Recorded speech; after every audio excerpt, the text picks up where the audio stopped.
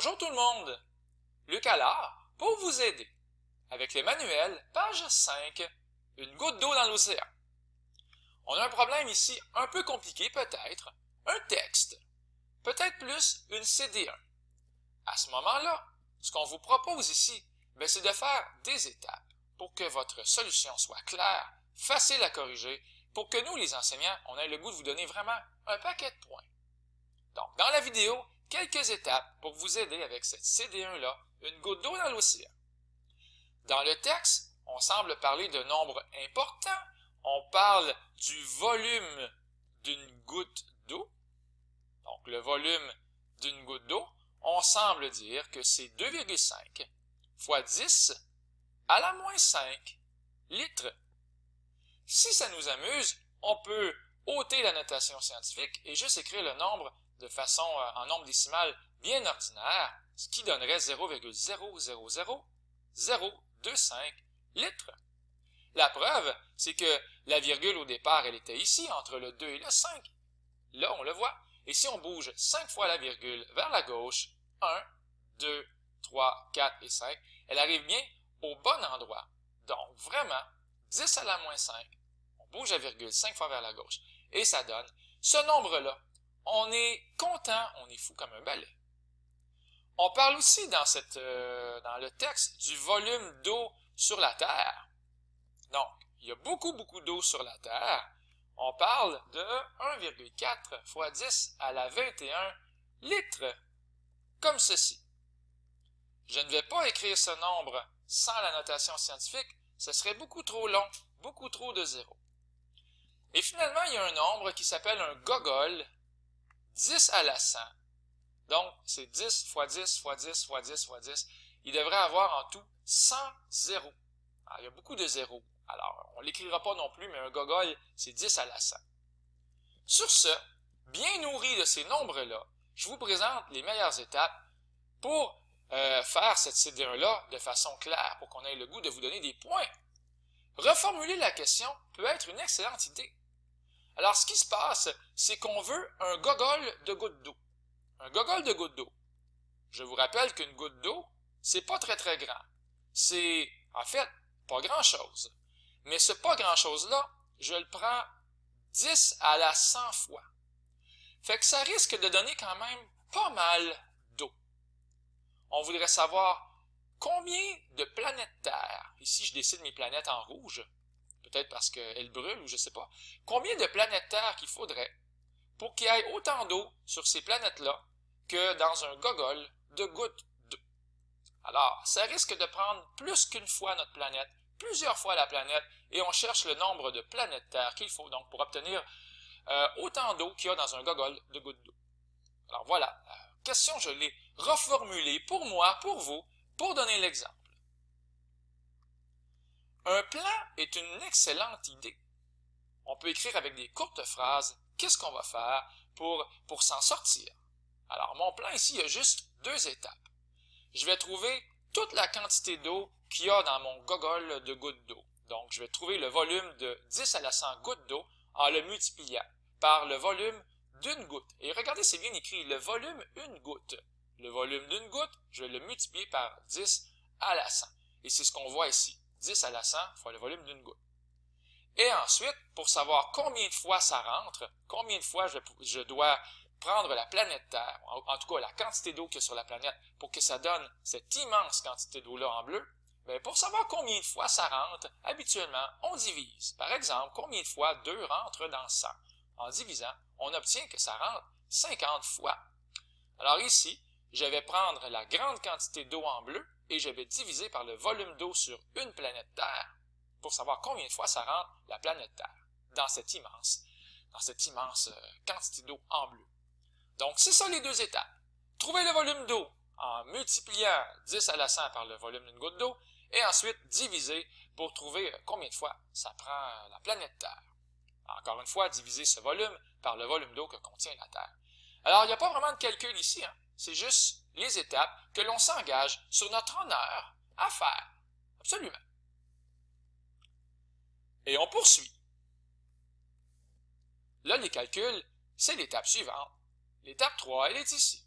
Alors, voici la démarche. On a dit qu'on allait trouver le volume d'eau total. J'aime ça dessiner ma grande flaque d'eau immense. Et comment je fais pour trouver le volume? Donc, je vais faire 10 à la 100 fois 2,5 fois 10 à la moins 5 litres. Et c'est écrit volume 1 gogol d'eau. J'aimerais mieux écrire 1 gogol de gouttes d'eau. Je pense que ce serait mieux si on écrivait ça comme ceci. Alors, voilà, 10 à la 100 fois 2,5 fois 10 à la moins 5. Et là, on combine un peu les deux étapes. C'est comme si on faisait une seule chaîne d'opération ici pour les deux étapes. On pourrait faire tout simplement une seule chaîne ici, trouver la réponse, puis ensuite une deuxième chaîne en divisant pour trouver la réponse après ça.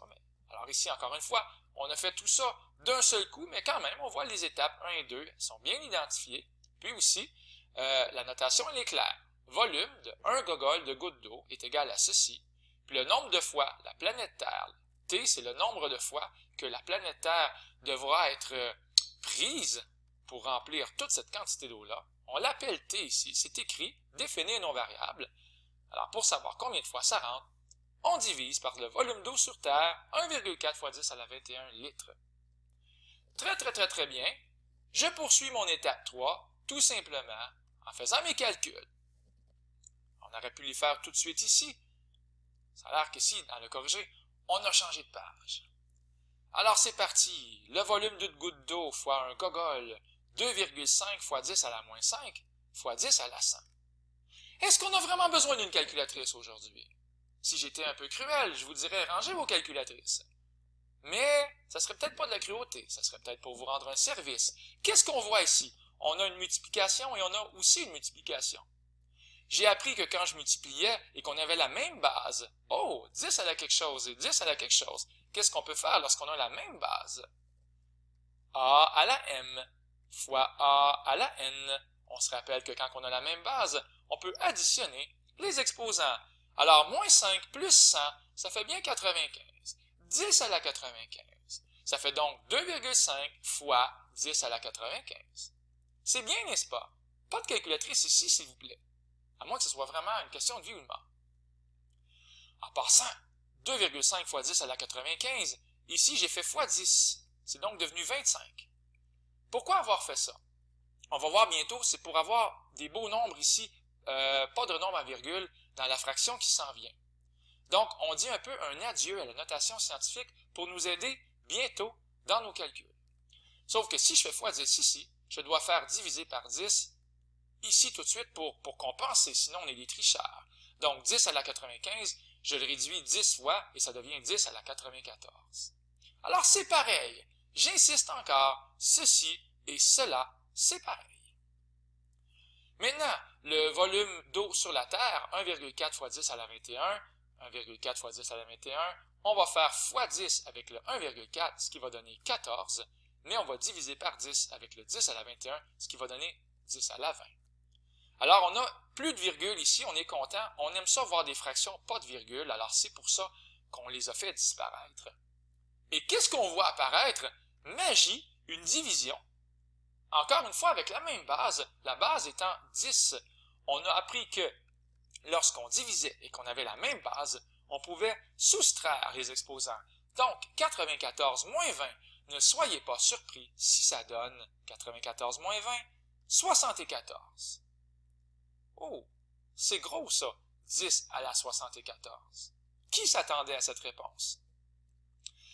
25 sur 14, on peut tricher ici, prendre la calculatrice, ce qui donne environ 1,79. Donc 1,79 fois 10 à la 94 moins 20, donc fois 10 à la 74. Elle est là, notre réponse. Il en faut beaucoup des planètes Terre en eau pour remplir ce gogol que je m'amuse à dessiner depuis le début de la vidéo. Okay? Ce gogol de gouttes d'eau, devrais-je dire. Alors vraiment, la réponse, elle est ici. On est content, on a presque tous les points. Peut-être qu'il reste uniquement une petite vérification à faire. Ici, je vais aller rapidement. J'ai pris un autre chemin, mais qui va m'amener éventuellement à la même réponse. Donc un chemin, je vous invite à faire pause, peut-être si vous voulez bien prendre le temps de le comprendre. J'ai trouvé le nombre de gouttes d'eau sur la planète Terre. J'ai donc fait le volume total de la Terre, le volume d'eau total sur la Terre, divisé par le volume d'une seule goutte d'eau. Puis ça va donner 5,6 fois 10 à la 25. Ça donne 5,6 fois 10 à la 25 gouttes d'eau sur la Terre. Ça fait beaucoup de gouttes d'eau. Alors, combien de fois ce nombre de gouttes d'eau-là va rentrer dans le gogol de gouttes d'eau 1 fois 10 à la 100? Avec un calcul, on arrive exactement donc à la même réponse. On est content. On a validé notre réponse dans un petit coin à l'étape numéro 4. Quand c'est possible, allez-y. Finalement, la dernière étape, je vous invite à faire une phrase complète pour être en parfaite harmonie avec le problème. Pour totaliser l'équivalent d'un gogol de gouttes d'eau, le nombre de planètes Terre, telles que la Terre, serait d'environ 1,79 fois 10 à la 74. Une chance que je ne les ai pas toutes dessinées quand je m'amusais tantôt à faire apparaître mes petites planètes Terre en rouge, parce qu'il aurait fallu que j'en dessine vraiment beaucoup. Je serais mort avant d'avoir terminé. Alors, pour terminer la vidéo, je vous rappelle peut-être les étapes qu'on vous propose, nous les enseignants en mathématiques. Reformulez votre question. Étape 1. Faites-vous un plan sans trop faire de calcul. Étape 2. Faites vos calculs à l'étape 3. Peut-être avec une seule chaîne, ou peut-être avec plusieurs petites chaînes minuscules. Ça ne dérange pas. À l'étape 4, on va vérifier si c'est possible. Et la petite phrase finale à l'étape 5. J'espère que cette vidéo-là vous a amusé, stimulé. J'espère que vous allez devenir meilleur à chaque fois. C'était Luc Allard pour vous aider, pour le Collège Sainte-Anne qui vous dit au revoir.